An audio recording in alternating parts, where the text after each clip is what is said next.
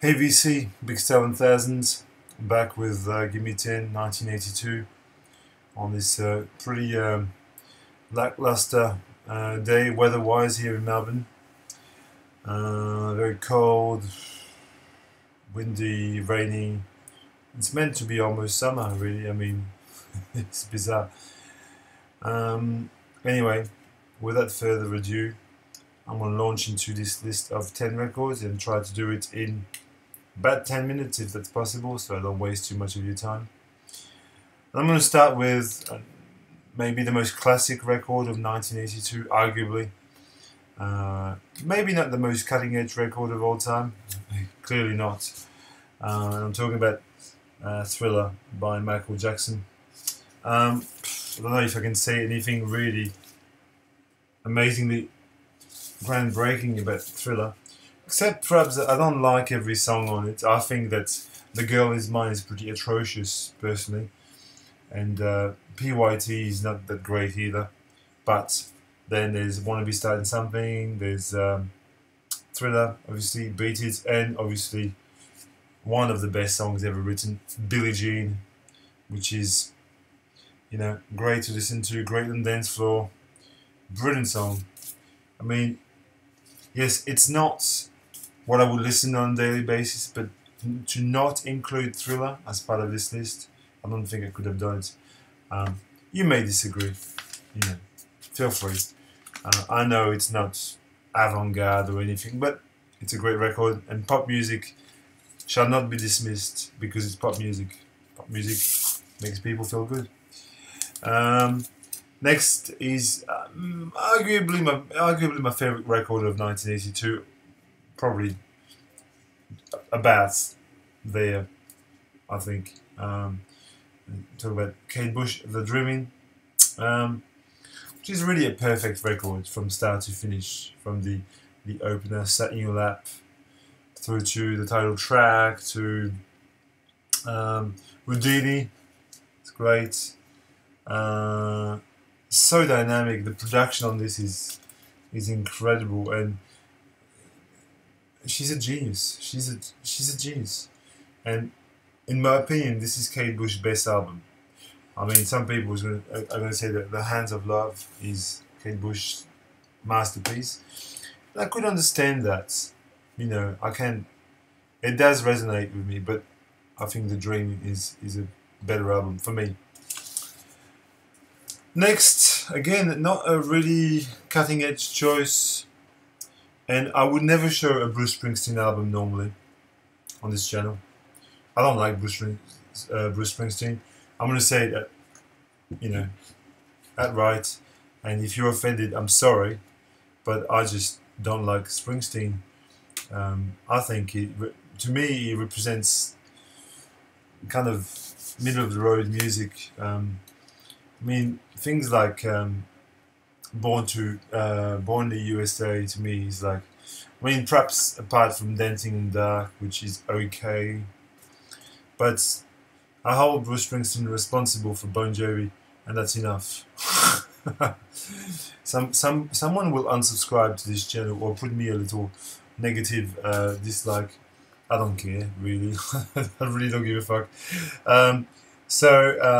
If you're offended by this comment, sorry.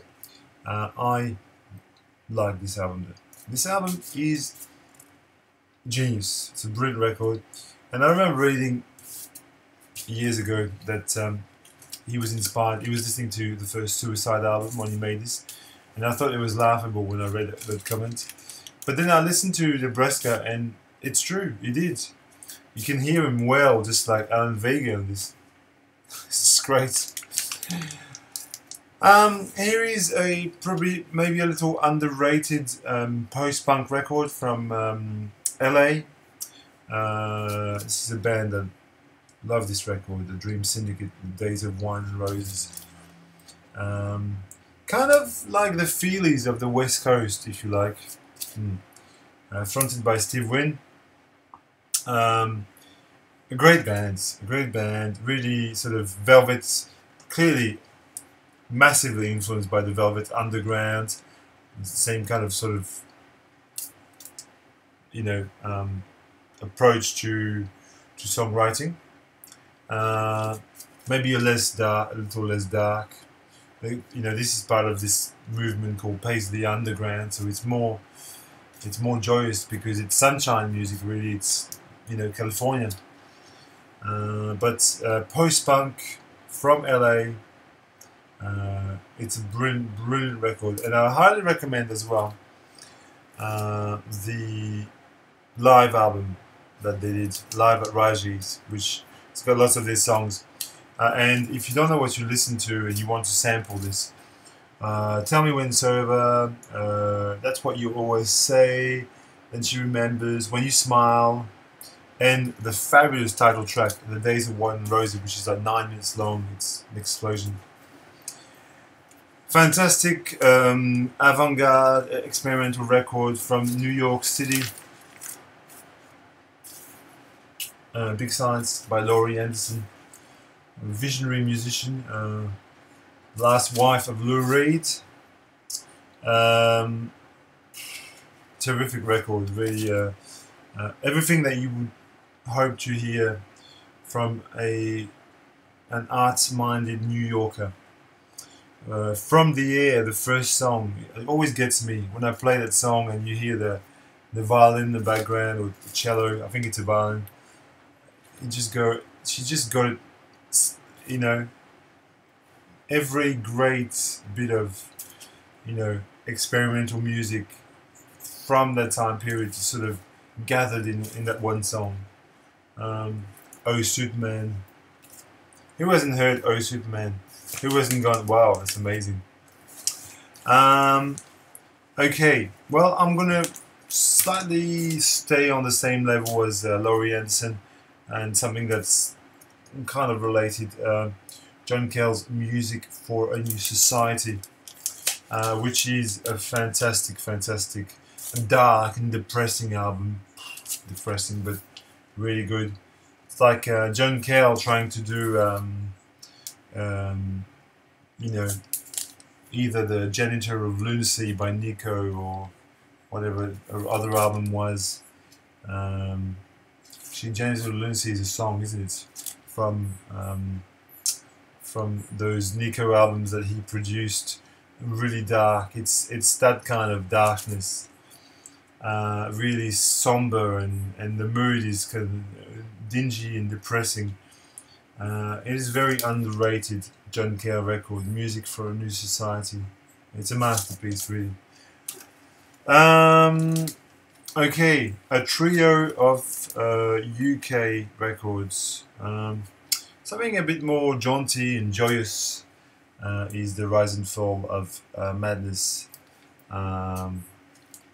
This is the missing link between Quadrophenia and Parklife. You know, if you trace a line in British pop music, you know, Quadrophenia by The Who, which is represented sort of, or rather, sorry, maybe the missing link between the Kings at the Village Green Preservation Society and Parklife. That's probably a better analogy. If you think of these hyper Englishness, pastoral Englishness, you know, you can hear England in that record. It's evident. I mean, it is such a quintessentially English record, and it's a brilliant record. Brilliant. Suggs does such a great job on this. And obviously it contains a monster hit, Our Ass, which everybody knows Our Ass. But, you know, Mr. Speak gets the word. The opening track, Primrose Hill, great record. Okay, not a surprise here. Pornography by The Cure. One of the best records for sure. This is a promo copy, as you can see. It's defaced by the Student Radio Association, but I bought it probably, you know, 15 years or 12 years ago, and you couldn't find it in any other way at the time. I saw it once, I bought it. and I kept it because it plays great. You know, the opener again, 100 years, and it's the Siamese twins. The title track, Pornography, the last track, is fantastic.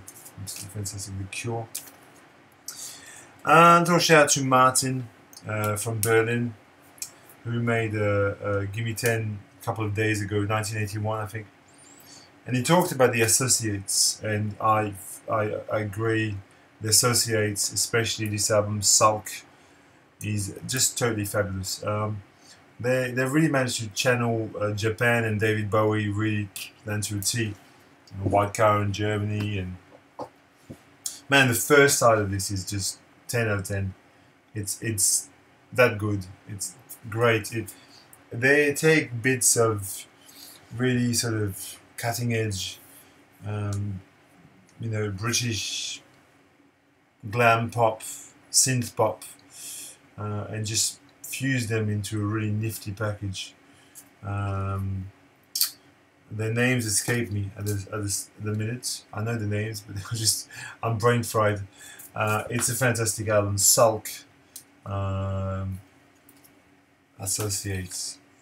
And the last one is always a little something surprising, a little different.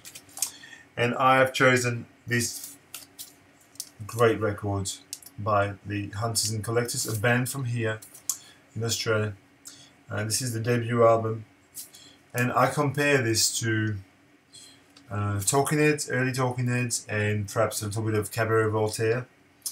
It has got this industrial meets Talking Heads flavour. It's an absolutely amazing record, and surprising that it's not known more. It's very, very readily available here in Australia. You can find it everywhere. And you know, the subsequent albums, like the next two records, were produced by Conny Plank in Germany. Just to tell you, you know, if it doesn't really sell it to you, I don't know what will. But this is completely extraordinary, this album, and it's to me, it boggles my mind that it's not more well known.